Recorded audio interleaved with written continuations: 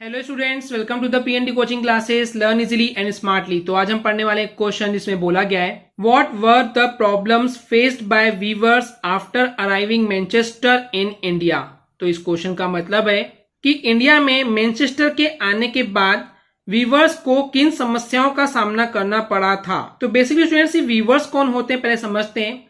वो लोग जो कि हाथों का यूज करके या मशीनों का यूज करके कपड़ों की बुनाई करते हैं, कपड़े बनाने का काम करते हैं, उनको हम बोलते हैं वीवर्स। और मैनचेस्टर क्या है? बेसिकली इंग्लैंड की एक सिटी है मैनचेस्टर, और वहां के ही लोगों को बोला गया मैनचेस्टर। तो इस तरीके से इंडिया में मैनचेस्टर के आने के बाद वीवर्स को कौन कौन सी समस्याओं का सामना करना पड़ा था।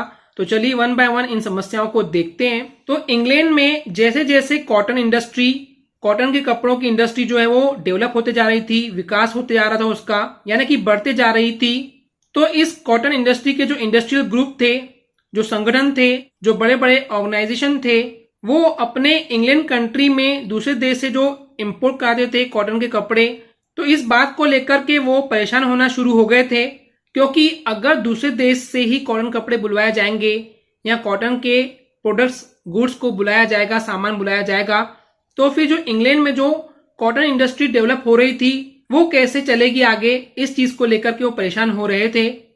एंड इस वजह से उन्होंने इंग्लैंड की गवर्नमेंट को फोर्स करना शुरू कर दिया, दबाव डालना शुरू कर दिया कि दूसरे देशों से बुलाए गए कॉटन के सामानों पर या कॉटन के कपड़ों पर अब वो इंपोर्ट ड्यूटी यानी कि एक तरह का टैक्स होता है, ये कर लगाना, टैक्स लगाना शुरू कर दे, इम्पोज कर दे, ताकि जो मैनचेस्टर के जो गुड्स है, जो सामान है, वो अब ब्रिटेन में उसको हम बेच सकें। एंड इन सामानों को बेचने के लिए हमको किसी भी दूसरे देश आउटसाइड से कोई कंपटीशन का सामना ना करना पड़े। इसके लिए उन्होंने ये गवर्नमेंट पे दबाव डालना शुरू कर दिए कि अब जो भी बाहर से कॉटन टेक्सटाइल यानी कि कॉटन के कपड़े आएंगे उस पे अब इंपोर्ट ड्यूटी, एक टैक्स लगाया जाए। और उसी समय पर जो इंडस्ट्रियलिस्ट थे, जो बड़े बड़े उद्योगपति थे, जो बहुत बड़े बिजनेसमैन थे, रिच मैन थे, उन्होंने राजी कर लिया था ईस्ट इंडिया कंपनी को कि जो भी ब्रिटिश में बनाया जा रहा है, जो भी ब्रिटिश के मैन्युफैक्चरर बना रहे हैं कॉटन के कपड़े, उन चीजों को वो इंडिया के मार्केट में बेचेंगे। और इस चीज को बेचने के लिए ईस्ट इंडिया कंपनी को इन इंडस्ट्रियलिस्ट ने राजी कर लिया था, मना लिया था। तो इन सब चीजों के वजह से दो मेन प्रॉब्लम जो है वो क्रिएट हो गई थी कॉटन वीवर्स के लिए इंडिया के अंदर।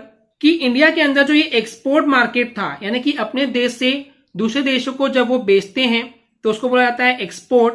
तो जो एक्सपोर्ट का जो मार्केट था दूसरे देशों को, यानी कि स्पेशली इंग्लैंड को, ब्रिटेन को जो भेजते थे वो कॉटन के कपड़े, वो धीरे धीरे कोलैप्स होता गया, यानी कि बंद होते गया, खत्म हो गया। और इसके साथ ही जो लोकल मार्केट था, जो इंडिया का मार्केट था, वो कम होता चला गया। क्योंकि इंडिया में भी अब ब्रिटेन के, इंग्लैंड के, मैनचेस्टर के बनाए हुए कॉटन के कपड़े आने लग गए थे। वहीं पे थर्ड प्रॉब्लम है, वहीं पे जो इंडिया का जो लोकल मार्केट है, वहां पे जो मैनचेस्टर से आई हुई चीजें थी, कॉटन के कपड़े थे, वो ठूस ठूस के मार्केट में भरे जा रहे थे। तो इस वजह से मैनचेस्टर से बुलाए हुए जो कॉटन के सामान थे, जो गुड्स थे, वो मशीन के द्वारा बनाए जा रहे थे, वो भी लोअर कॉस्ट पे, कम कीमत में। एंड इस वजह से वो बहुत ज्यादा सस्ते हो गए थे उन कॉटन के कपड़ों के कंपेरिजन में जो कि वीवर्स लोग बना रहे थे। तो इस वजह से जो ये वीवर्स थे वो मैनचेस्टर के बनाए हुए कॉटन गुड्स को कॉम्पीट नहीं कर पा रहे थे, उनकी प्राइस को कॉम्पीट नहीं कर पा रहे थे, क्योंकि मैनचेस्टर से आए हुए कॉटन के कपड़े जो थे वो बहुत ज्यादा सस्ते हो गए थे। एंड इस वजह से 1850s तक के ये देखने को मिला कि इंडिया के जो वीविंग वाले रीजन थे, जो एरिया, जो ऐसी जगह थे जहां पे वीविंग की जाती थी, कपड़ों की बुनाई की जाती थी, तो वहां से एक रिपोर्ट देखने को मिली जिसमें इस वीविंग के बिजनेस को अब डिक्लाइन बताया गया है, यानी कि अभी बिजनेस खत्म हो गया है। इस टाइप की कहानियां हमको बयां होते हुए दिखती है। इसके अलावा जो डिसोलेशन है, डिसोलेशन यानी कि जो इस पूरे माहौल से जो मायूसी छा गई है, उसकी कहानियां हमको सुनाई देती है अब यहाँ पे उस रिपोर्ट के अनुसार।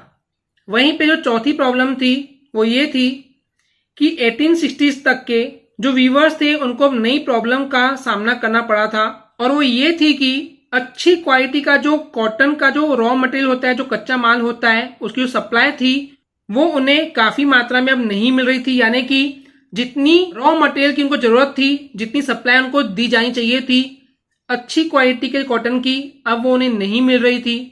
और ये बात है तब की जब अमेरिकन सिविल वॉर शुरू हो गया था। अमेरिका में एक सिविल वॉर चालू हो गया था, एक युद्ध चालू हो गया था। उसके चालू होने की वजह से जो यूएस है, यूएस यानी कि जो अमेरिका है, वो कॉटन का जो सप्लाई है वो नहीं कर पा रहा था। एंड तब ब्रिटेन ने अपना रुख जो है, अपना जो नजरिया है वो इंडिया की तरफ मोड़ दिया था, क्योंकि ब्रिटेन को यूएस जो है वो कॉटन सप्लाई नहीं कर पाया था। तो कॉटन के सप्लाई के लिए ब्रिटेन जो है वो इंडिया की तरफ जाने लगा। तो इस वजह से कॉटन का जो रॉ मटेरियल था उसका एक्सपोर्ट जो है वो इंडिया से बहुत ज्यादा बढ़ने लग गया, जिसकी वजह से रॉ कॉटन जो था यानी कि कॉटन का जो कच्चा माल था उसके जो प्राइसेस थे वो बढ़ गए थे। एंड इस वजह से इंडिया में वीवर्स को जितना रॉ कॉटन सप्लाई किया जाना चाहिए था वो उन्हें सप्लाई नहीं किया जा रहा था।